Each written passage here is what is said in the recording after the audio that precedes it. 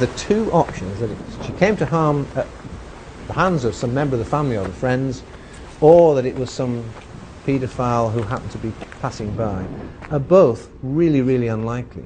But we know she's gone. The mystery of Madeleine McCann's disappearance became the biggest, or at least the most enduring, news story of the year. 8 months on, detectives still don't know if Madeleine is dead or alive. What makes the case so perplexing is the lack of any trail of evidence beyond this point, the apartment in Praia de Luz, rented by the McCanns for an early summer break. Like many holiday resorts, by day, Luz is bright, whitewashed and family-friendly.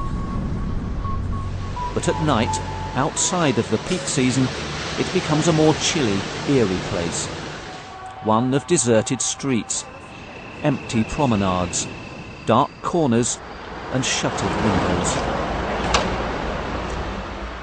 It was on such a night, on the 3rd of May, that Madeleine was left sleeping while her parents went to dine at the nearby tapas bar. At 10 o'clock, when Kate McCann went to check on the children, Madeleine had vanished.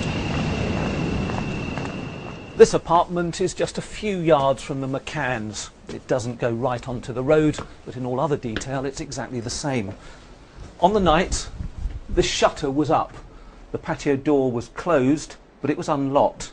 Easy for the McCanns to get in to check on the children, just as easy for an abductor to get in and out. The tapas bar is over there. The view from there to here is not a good one. It's partially obscured, and of course at the time it was dark. In here, the lounge. In the corner, a small kitchen. That's the front door to the apartment. And in here, the parents' bedroom, with the views over the tapas bar and the sea beyond. And furthest away, the children's bedroom. According to Jerry McCann, when he checked on the children, the door was slightly ajar. He thought that was odd. He believes the abductor was already hiding in here when he came in. When Kate McCann checked later, she said the twins were still asleep and Madeleine had gone. It's now generally accepted that the police investigation got off to a slow start. There was no real sense of urgency. The first police officer on the scene refused to accept the McCann's view that Madeleine had been abducted.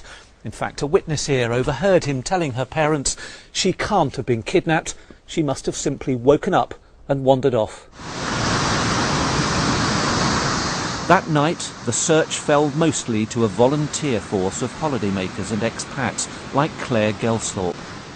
So you were searching the beach, these built-up areas, and here, this is very different, isn't it? I mean, there are lots of areas like this. What was the scene here at 3 o'clock in the morning that night? It was dark, nobody around, just us who were searching, and then we stopped, looked around and said, right, where should we go now? Because we've been everywhere and we didn't know where to go. But how many of you were here?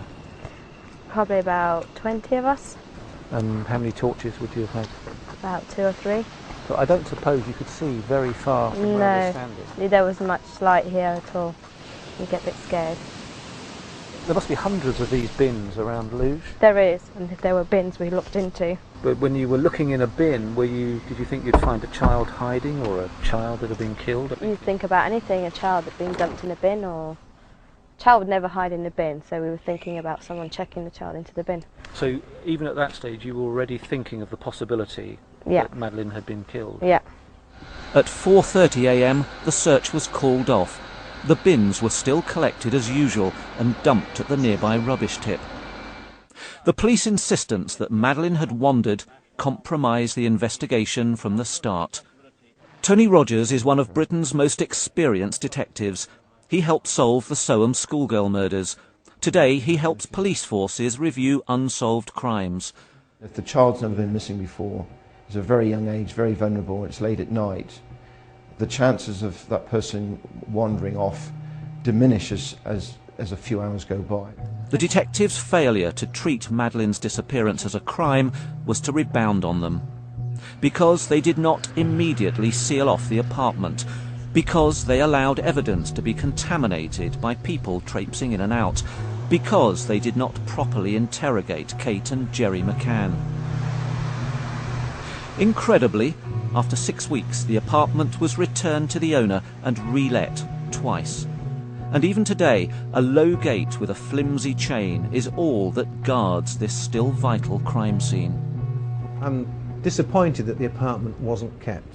I honestly think in the UK, with a bit of luck, we would have done it very differently.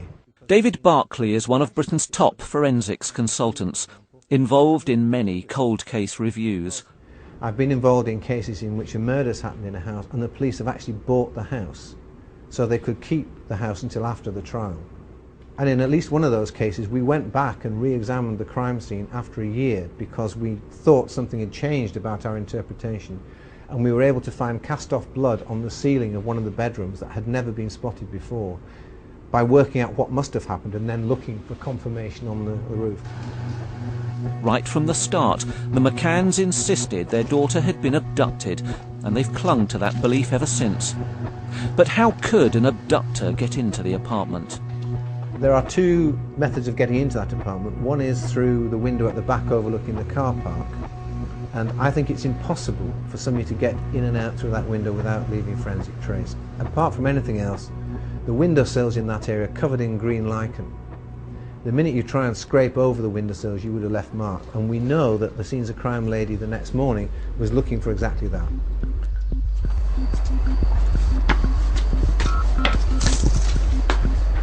But the sliding door was left open, unsecured. If it was possible for the McCanns and their friends to go inside, check on the kids, it was possible for somebody else to go up the little stairs to the back, open them, take Madeleine out, maybe asleep, and leave. Not without leaving any trace, but without leaving any trace that's been found.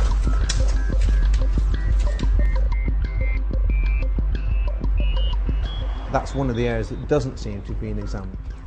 In the UK, we always look at not the crime scene, but the methods of ingress and egress from it, how you get into and out of the crime scene. What makes the case so mysterious is that, as far as we know, the police have no firm evidence of abduction.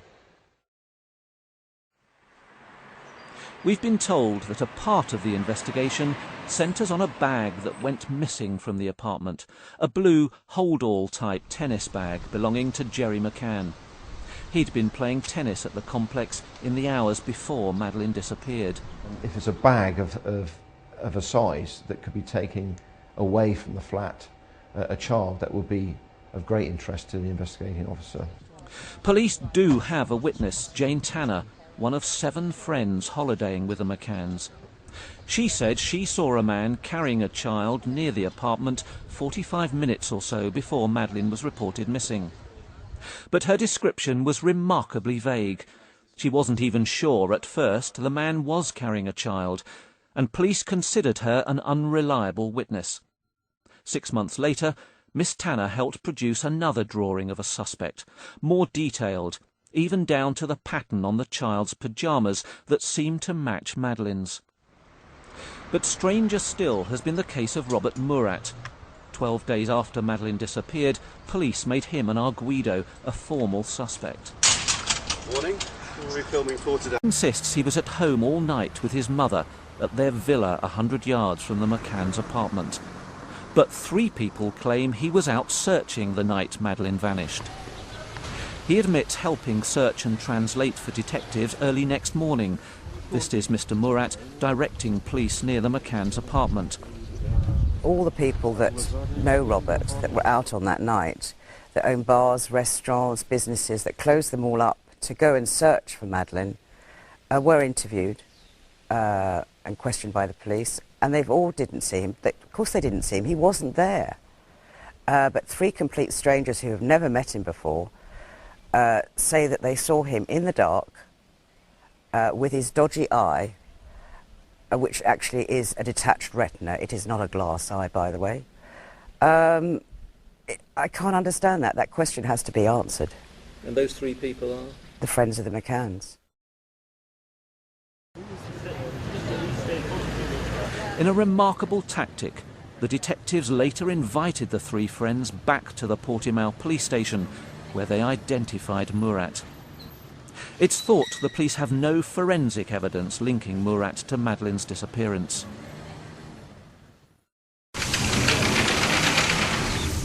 So who else could have taken her?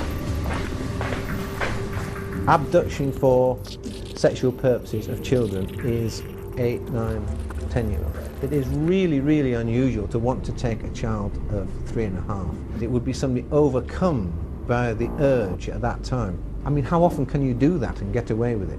There are no people in Prieur-de-Luge who've got that sort of history. I know people who've got that. They have been all looked at. They didn't check up on the other people staying in the apartment. I can imagine that if you were a paedophile, one of the things you might do is actually go on holidays at that time of year, where you've got small kids playing in the swimming pool and stuff like that. Police investigated 52 British sex offenders with links to the Algarve. One is still a potential suspect. The fact is that if someone had wanted to take Madeleine, the dark streets and car park around the apartment would provide perfect cover. And there are numerous escape routes out of town. If she'd been taken and killed, the hinterland north of the Algarve offers countless places to hide a body. It's a vast mix of rolling hills and mountains, often dense forest and desolate scrub, dotted with thousands of disused wells and long abandoned farm buildings. It's an almost impossible task. If Madeleine's out there, will she ever be found? That's a devastating thought for her parents. But detectives were exploring another, more chilling theory.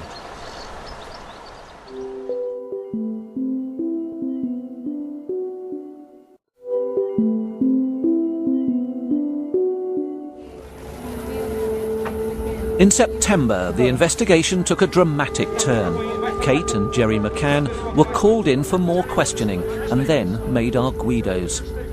Detectives accused Mrs. McCann of being involved in Madeleine's accidental death. Suddenly, people in Portugal and in the UK began to question their sympathy for the couple. And then we started to think the unthinkable. And nobody wants to think that. Nobody wants to think that this charming couple, they're professional, they're both doctors, they're, again, as we said, both articulate and well presented. Is it possible they were involved? And that's not comfortable. Even now people sort of say, I don't want to think that. But why did they leave those children alone? What happened that night? What was going on?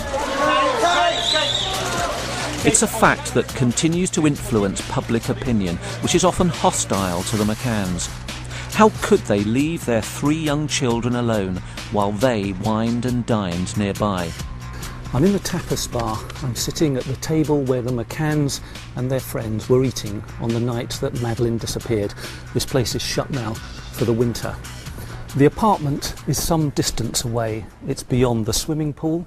There's a wall and a hedge, and behind that is a path.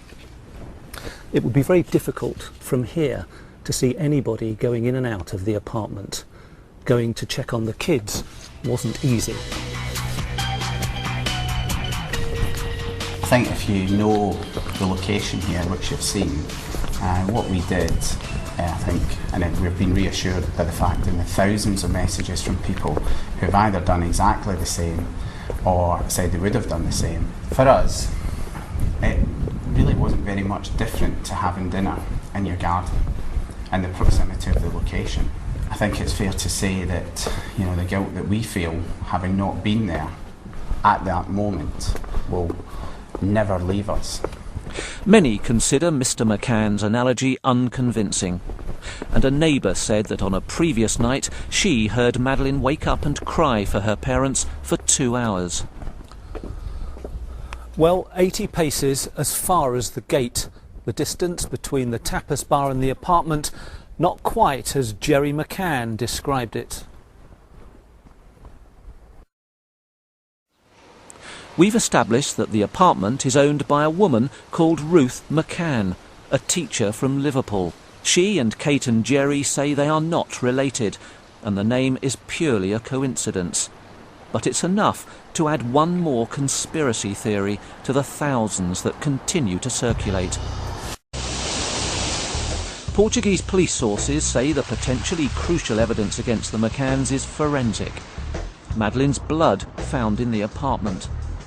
If you find a small amount of blood from Madeleine in that apartment, it really means very little, because she's supposed to be in there, and 4-year-olds fall over and cut themselves all the time. One of the things you'd be looking for would be signs that something had been cleaned up that hadn't been told you by the parents, whether it was the McCanns or any other crime like this. You're looking for things that don't fit, anomalies in the story they tell you and the results you get. More crucial, perhaps, is what's said to have been found in the McCanns' hire car, rented 25 days after Madeleine's disappearance. Police sources described blood traces, hair and bodily fluid, and one complete match to Madeleine's DNA. Evidence, police say, of the girl's body in the car. I guess that's a theory that's necessary because of the alleged findings of blood, body fluids and hair from Madeleine in the hire car. And it's those findings that I, like all forensic scientists, when they came out, I was going, what? That just does not make sense. And it still doesn't, because the only explanation can be that the body's been kept somewhere for that length of time. It seems a strange thing to do and very unlikely that you'd manage to, with all the publicity on the McCanns, that they would actually manage to do that. And it's really unpleasant to have to move a body, anybody, after that length of time. It is an explanation that is the only one that adequately explains those findings if they're correct. Astonishingly, having established the hire car as a potential crime scene, the police gave it back to the McCanns. The couple even drove it to the police station when they were declared suspects. The McCanns say their own experts' tests on the vehicle found no trace of Madeleine. Any DNA in the boot may have come from the twins' soiled nappies and Madeleine's sandals when they moved apartments. We've since established that the car was returned to the hire company and then handed back to its suppliers, Renault. The vehicle could still hold vital clues, yet it ended up in a second-hand car lot near Lisbon. Less tangible evidence is the so-called scent of death around Kate McCann's clothes, said to have been detected by sniffer dogs from the UK. Mick Swindles is one of Britain's leading dog handlers. The best way to describe it is if you have a fragrant soap, you can smell it, but there's nothing physical coming between the soap and your nose. It's just scent. But when it's something non-tangible, it's very difficult for humans to comprehend it. One thing we do have, though, is that the dog does not have the ability to lie. They cannot lie.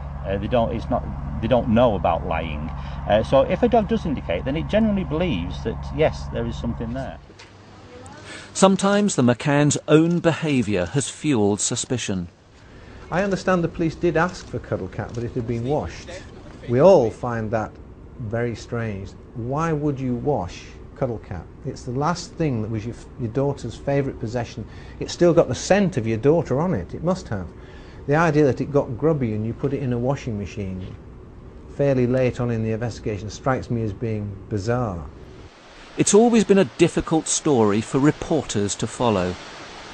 Police use the Portuguese secrecy law to avoid any official comment, but leak the most scurrilous stories to the local newspapers. I mean, the vagrancies of the story haven't affected the facts that there's a little girl missing and her parents are waiting for her to come home. Nothing's changed in that regard, and the ups and downs, and here obviously the media has played a real role in this. I mean, the sensationalism and sensationalizing of the whole thing has certainly affected many people's opinions, but it hasn't really affected ours. I mean, to some degree we've tried not to listen. The new detective in charge of the case, Paolo Rebello, has been reviewing the investigation for several months, but forensic evidence may not be enough on its own. It's absolutely true that DNA could never convict someone in court, and the courts have legally found that you cannot do that. You need some other piece of evidence to bolster it up, to corroborate it. I suspect that the investigating officer will be praying for the day when Madeleine is found, and if she's been tragically murdered, that scene will give up so much information and so much evidence that will help to explain the gaps in the story that we've got at the moment. At the end of 2007, Mr. and Mrs. McCann refused to believe that Madeleine is dead. But a happy conclusion to the mystery seems increasingly unlikely. Without that, they may face 2008 with a cloud of suspicion still swirling around their heads, while the world wonders how a little girl can just disappear off the face of the earth.